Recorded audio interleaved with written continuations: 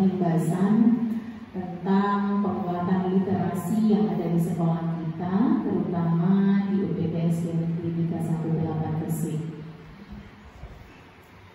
Penindasan ini sebagai salah satu rencana tindak lanjut yang sudah kami susun berdua, saya sama Pak Nidom yang mewakili untuk mengikuti feedback kemarin di Surabaya.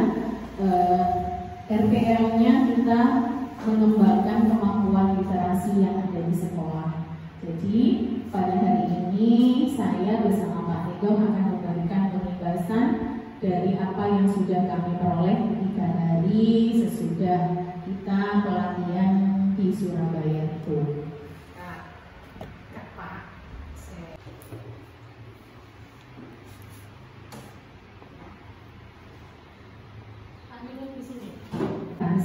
Itu karena 2 hal.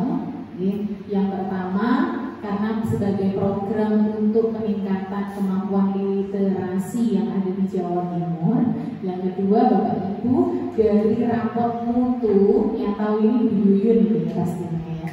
Raport mutu di sekolah kita itu masih merah di bidang literasi, sehingga sekolah-sekolah yang raport mutunya masih kurang atau mengalami penurunan antara tahun 2022 dengan 2023, maka dipanggil oleh Kemendikbud untuk mengikuti BIMTEK penguatan literasi. BIMTEK penguatan literasi yang ada di Jawa Timur sudah terlaksana angkatan 1 sampai 10 dan kami kemarin angkatan 11 dan 12. Angkatan 1 sampai 10 itu nilainya yang lebih parah dari kita, ya, lebih parah dari kita. Jadi angkanya merah, merah cerah. Kalau kita itu menuju oranye. Jadi proses BIMTEK-nya itu berbeda. Angkatan 1 sampai 10 itu diajari tentang bagaimana membaca nyaring dan membaca nyaring sama membaca apa dulu? Pokoknya tentang membaca. Tapi untuk yang angkatan 11 dan 12 itu sudah diajari untuk menulis buku untuk tipe A. Belajar Pancasila, beriman dan bertakwa pada Tuhan Yang Esa dan berakhlak mulia, berkebinekaan global, gotong royong mandiri, kreatif dan bernalar kritis. Banyak konten-konten pendidikan itu guru-guru laki-laki, bahkan sekarang banyak guru laki-laki yang ngajar di kelas 1. Saya bilang mau tak komeni, di SD ku yuk guru olahraganya laki-laki yang ngajar kelas 1. Bahkan guru kelas 2-nya itu loh, biasanya rata-rata guru kelas rendah itu perempuan, tapi Pak Madril nggak mau naik kelas 2 gitu ya. Oke, jadi penguatan literasi itu sesuai dengan visi pendidikan Indonesia, yaitu mewujudkan Indonesia maju, berdaulat, mandiri, dan berkepribadian profil belajar Pancasila. Terdapat 5 indikator terjadinya transformasi satuan pendidikan. Artinya kalau sekolah itu dikatakan meningkat itu apanya? Adanya peningkatan. Yang pertama adalah kemitraan dengan orang tua. Bapak Ibu sekarang boleh di paguyuban itu diadakan pertemuan 1 bulan sekali. Bu Ida, Bu Dila di kurikulum Merdeka terkait pembelajaran anak-anak itu tidak harus 1 semester baru dilaporkan memanggil orang tua, bukan. Tapi karena terkait sarana dan prasarana, jika sekolah itu belum mampu untuk memfasilitasi secara penuh, maka jalinlah kolaborasi dengan orang tua atau wali murid. Minimal 1 bulan sekali mereka didatangkan untuk konsultasi tentang pendidikan anak. Ciptakan lingkungan belajar yang aman, nyaman, menyenangkan, dan inklusif. Kalau sekolah kita insya Allah aman, nyaman, dan inklusif. Jadi untuk ini kemarin saya sudah berbicara dengan Pak Dandi bahwa sekolah kita supaya lingkungan itu aman, nyaman, ya, sehat, maka setiap bulan Pak Dandi ada kegiatan makan bersama. Ada Jumat Sehat nih, Jumat Sehat minggu pertama, kemudian Jumat Rohani di Istiosa itu Jumat Wage. Jadi setiap Jumat Wage nanti ada Jumat Rohani. Jumat sehat Pak Dandi diisi dengan jalan-jalan, setelah itu makan bersama. Oke, Jumat kedua atau tergantung Jumat paginya nanti istighosah. Jumat ketiga ada Jumat bersih, itu anak-anak jangan diajak jalan-jalan karena sudah capek. Lebih baik senam set-set kan cuma berapa menit, habis itu bersih-bersih. Nah bersih-bersih itu benar-benar dimanfaatkan, bisa untuk menanam atau apa gitu. Untuk kebersihan sendiri, Jumat bersih tidak harus di lingkungan sekolah. Misalnya anak-anak bawa sikat gigi, bawa korokan kuping, bawa apa, jadi memang didasarkan untuk kebersihan dirinya. Diajak berliterasi baik itu di sudut baca maupun di perpustakaan, terutama kelas 4. Karena soal yang kemarin AM, kalau dilihat itu bacaannya segini, yang perlu dipahami soalnya hanya saupik, tapi kalau nggak paham bacaan juga bisa. Aslinya soalnya lebih mudah dari bacaan itu. Nah, pelaksanaan asesmen nasional itu kan di kelas 5, tapi baru mancing 1 bulan, ya kan? Jadi yang penting itu di kelas 4 semester 2 bisa ditawarkan ke ibu-ibu wali murid ya. Barangkali ada les tambahan, oke?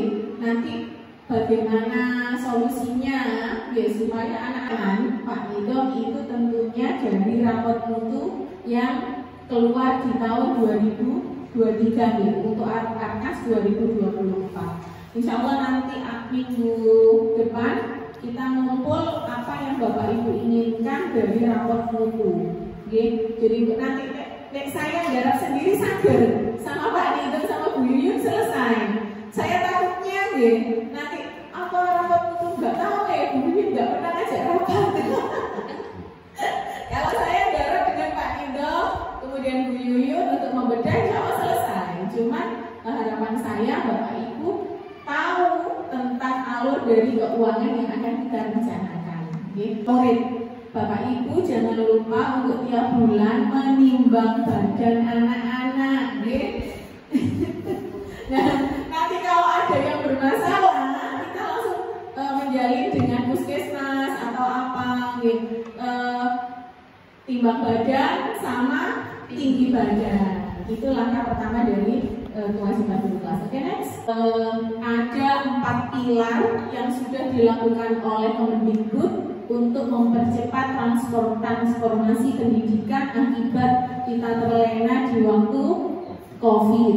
Ya, COVID itu kan sudah namanya loss learning ya. Anak-anak sudah belajar, sudah mentalnya teruji, apalagi yang bapak ibunya dicoba dimeninggalkan, sudah memang lost learning itu waktu itu. Nah, sekarang ketertinggalannya. Oke Bapak Ibu, saya tekankan Bu Ida, Pak Nidom bisa mengikuti program guru penggerak karena tinggal 1 kali angkatan lagi. Dicoba saja sehingga bisa masuk 1 kali angkatan guru penggerak di Kabupaten Gresik. Pak Dandi sama Bu Dila bisa, insya Allah bisa. Habis ini tak ajari masuk akun SIM PKB. Nah, dari SIM PKB itu tidak melalui dapodik pun bisa, sudah bisa daftar. Ya.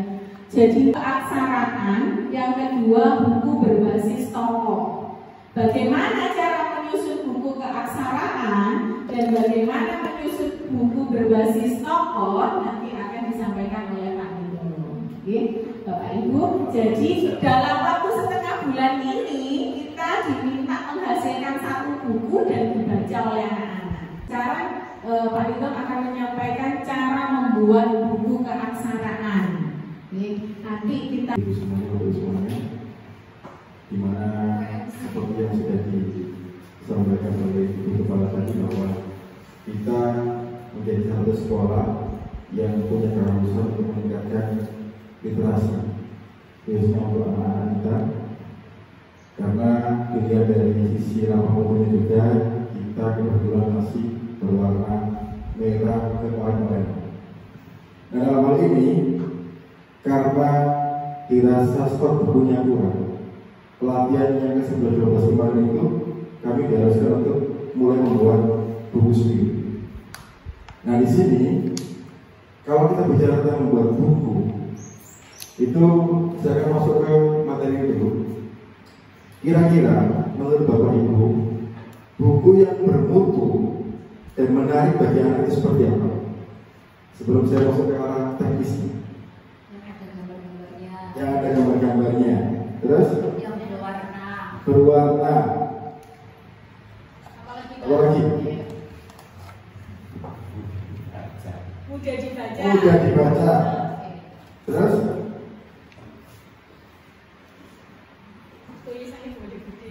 Tulisannya gede. Boleh. Apa lagi barangkali?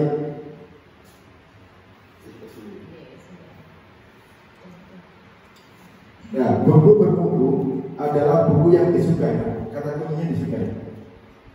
Memiliki beragam tema dan cerita, dan sesuai kemampuan membaca. Yang pertama disukai. Karena sekarang pembelajaran itu sebisa mungkin dilakukan dengan pendekatan secara individual. Maka di sini nanti aku setidaknya nanti bisa disesuaikan dengan jenjang kelas. Oke, di sini buku yang disukai anak-anak itu adalah buku yang sesuai dengan karakteristik mereka, apa yang mereka butuhkan. Oke, yang nanti secara umum ada dua jenis buku yang bisa kita buat, bisa berdasarkan keaksaraan atau berupa tokoh cerita. Nah, idealnya keaksaraan itu adalah untuk kelas bawah, karena sarannya adalah anak-anak yang masih butuh meningkatkan kualitas membaca. Kalau guru perlu membuat buku baca sendiri, yang pertama, guru lebih memahami kebutuhan belajar membaca sesuai dengan kesiapan belajar peserta didik. Dan ini penekanan utama di era belajar kekinian. Anak-anak harus punya kebutuhan belajar sesuai dengan kebutuhan masing-masing. Jadi kalau dulu itu anak-anak dulu itu harus begini. Kalau sekarang harus dengan pendekatan personal sesuai dengan karakteristiknya. Maka di sini guru keuntungannya adalah guru lebih memahami kebutuhan belajar siswa. Dan yang kedua, buku bacaan nanti sesuai dengan kemampuan peserta didik. Karena faktanya masih banyak buku bacaan yang belum sesuai dengan kebutuhan peserta didik. Saya bisa sebagai contoh, kalau kita suruh anak-anak literasi, pasti semuanya serentak kita suruh ke perpustakaan. Di mana di situ kadang yang dibaca itu kadang-kadang harusnya kurang sesuai dengan usianya. Ada yang untuk usia SMA, ada untuk kalangan umum. Tapi karena kita masih terbatas, pokoknya seperti anak-anak membaca itu. Padahal harusnya adalah kemampuan umurnya, kemampuan membacanya disesuaikan dengan bukunya. Boleh? Apa lagi? Ada yang lain? Saya juga kemarin tak pikir buku notek itu buku sini gak ada teman. Saya mau jawab bisa. Ini saya bukan. Dan ternyata buku notek itu buku teks tuh kan? Buku yang sehari dipakai anak itu buku teks. Secara pengertian ya. Jadi buku teks itu buku yang dibaca anak-anak setiap hari di kelas. Yang pelajari betul Pak. Nah yang di luar itu masuk kategori buku non teks. Jadi yang buku paket itu namanya buku teks. Yang di luar itu adalah buku non teks. Bukan berarti kata gimana saya pikir dia non teks itu tak ada teksnya. Mikir dulu. Non teks ternyata di luar buku teks. Nah, sebelum masuk ke materi, sama kalau mau membuat buku atau membuat LPP itu kira-kira apa dulu? Yang muncul di pikiran. Indikator yang perlu dicapai. Nah, sama dengan LPP, maka di sini untuk membuat buku kita harus mencari indikator. Kira-kira apa sih yang dibutuhkan anak?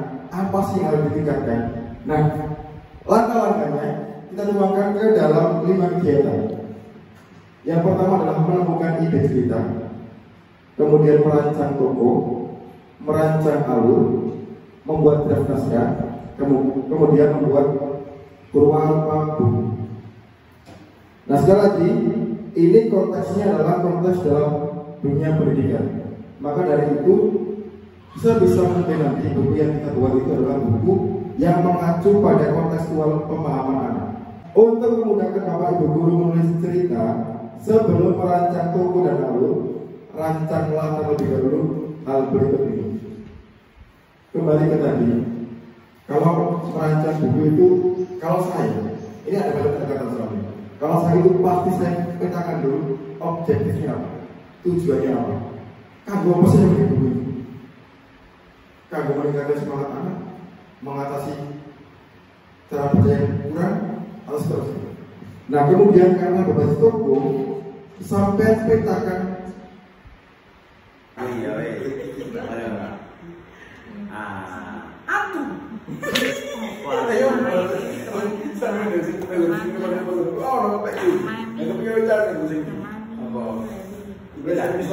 Hasil kelompoknya. Mama Ida berduka, ada api di muka. Di padi ada madu, Papa Dika duduk di muka. Umi Didik berkuda. Nah, itu sudah agak nyambung. Betul kan itu? Sudah agak nyambung ya.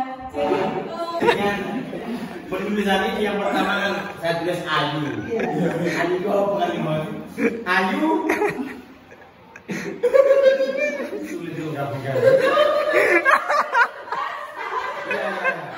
Ya, Ayu kuis ya.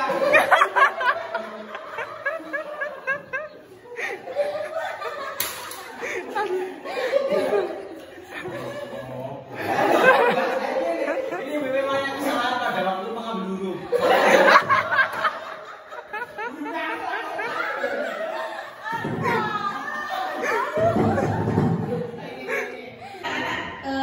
Diajak membaca hasil dari karya Bapak Ibu, kemudian kita publish di YouTube dan di media sosial sekolah kita. Sudah banyak yang melirik media sosial Sudari tentang pembebasan literasi, dan nanti kalau 2 hari lagi ada pengembangan di bagiannya Bu Ida dan Bu Lila, ada tim 1 dan tim 2. Nanti tim 1 Pak Bu Ida sama Bu Yuyun dengan saya, Bu Ida sama Bu Lila sama Pak Dandi dengan Pak Nidong. Jadi nanti kita goalnya bisa sama-sama menghasilkan satu karya di keaksaraan dan pengembangan.